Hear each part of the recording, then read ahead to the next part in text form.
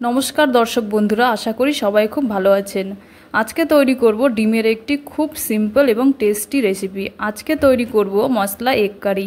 এই রেসিপিটি ভাত বা রুটির সাথে খেতে দারুণ লাগে। কিভাবে এই রেসিপিটি তৈরি করবেন তা জানতে হলে সম্পূর্ণ ভিডিওটি দেখুন এবং চ্যানেলে নতুন হলে চ্যানেলটিকে অবশ্যই সাবস্ক্রাইব করে পাশে থাকুন। তাহলে দেখে নেওয়া যাক আজকের রেসিপি। এইখানে আমি 4টা সিদ্ধ ডিম নিয়েছি আর নিয়েছি একটা মিডিয়াম সাইজের আলুটাও আমি হালকা সিদ্ধ করে নিয়েছি এবং এইভাবে বড় বড় করে একটু কেটে নিয়েছি। এইবারে ডিম ও আলুর মধ্যে হলুদ গুঁড়ো ও সামান্য পরিমাণে লবণ দিয়ে খুব ভালোভাবে হাত দিয়ে মাখিয়ে নেব, যাতে ডিম ও আলুর মধ্যে লবণ ও হলুদগুলো খুব ভালোভাবে ম্যারিনেট হয়ে যায়। এইভাবে হাত দিয়ে খুব ভালোভাবে আমি মেখে নেব ডিমের চারদিকে।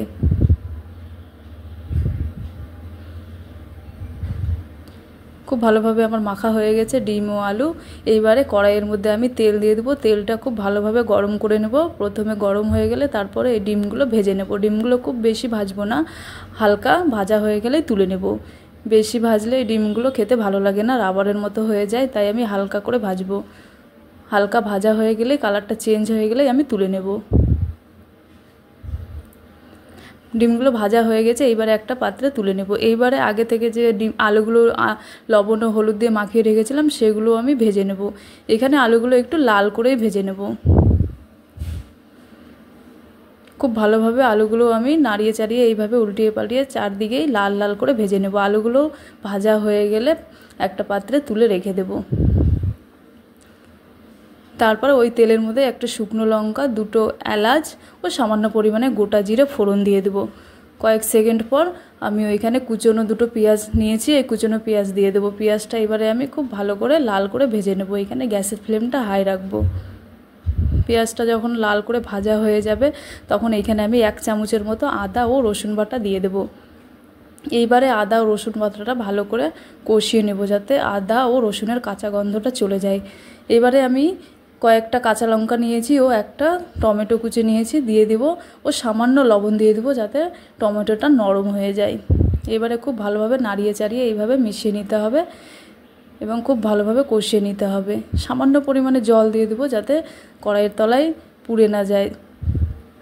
খুব ভালোভাবে মিশিয়ে নেওয়ার পর এখানে আমি 1/2 চামচের মতো হলুদ গুঁড়ো, 1/2 চামচ জিরে গুঁড়ো, 1/2 চামচ ধনে গুঁড়ো ও ঝালের জন্য 1/2 চামচ লঙ্কা গুঁড়ো এবং কালারের জন্য 1 চামচের মতো কাশ্মীরি রেড চিলি পাউডার দিয়ে খুব ভালোভাবে আবারও মিশিয়ে নেব সব মশলাগুলো। এখানে গ্যাসের ফ্লেমটা লো রাখতে হবে, যাতে মশলাগুলো পুড়ে না যায়।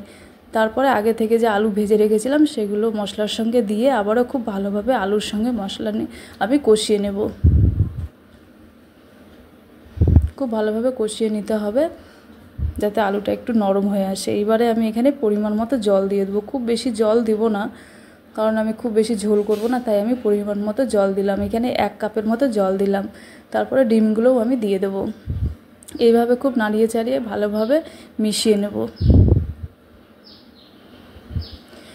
সবশেষে এখানে আমি দিয়ে দেব পরিমাণ মতো লবণ। প্রথমেই লবণ দেওয়া হয়েছিল আলু ও ডিমে, তাই আমি সামান্য করে পরিমাণ মতো স্বাদ অনুযায়ী লবণ দিয়ে দিলাম। লবণটা খুব ভালোভাবে মিশিয়ে নিলাম নাড়িয়ে চাড়িয়ে।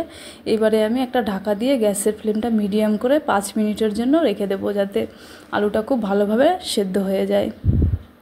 5 মিনিট পর ঢাকাটা তুলে দেব। অনেকটা হয়ে এসেছে, আলুটাও সেদ্ধ হয়ে গেছে। এবারে আস্তে আস্তে খুব ভালোভাবে নাড়িয়ে চাড়িয়ে নেব, যাতে ভেঙে না যায় আলু ও ডিম। খুব আস্তে করে এইভাবে নাড়িয়ে চাড়িয়ে নেব। গ্যাসের ফ্লেমটা এখানে লো রাখবো। জলটা অনেকটা কমে গেছে। এইবারে সবশেষে আমি 1/2 চামচের মতো গরম মশলা গুঁড়ো দিয়ে গরম মশলাটা খুব ভালোভাবে মিশিয়ে নেব। এইবারে আমি ভালো করে মিশিয়ে নিয়ে গ্যাসের ফ্লেমটা বন্ধ করে নামিয়ে নেব। তাহলেই তৈরি হয়ে যাবে আজকে আমার আলু দিয়ে মশলা এগ কারি রেসিপি।